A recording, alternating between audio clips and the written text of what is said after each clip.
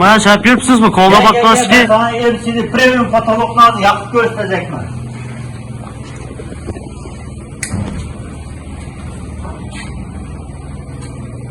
Bir de kuvvetli abonası var. Gölgenizde patoloğumuz yan midemiz yanadı. Yan midonun nerseni özü yok. Lige alışıp gitmedi.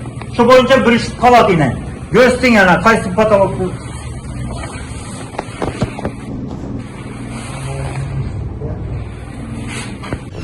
Kuvvetli abonası var. Gölgenizde en zor patolog, sıfatlı patolog zakaz veremiz deseniz MCD premium patologdan zakaz verin.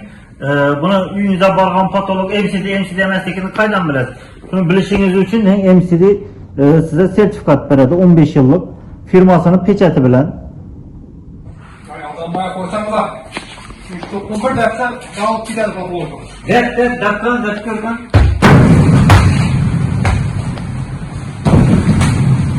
Görgenizde top tepe sistemi, baş tepe sistemi bizim patologlarımıza sıfatına garantiye veremiz 15 yıl revişte yazma revişte peçeti firmamızın peçeti bile.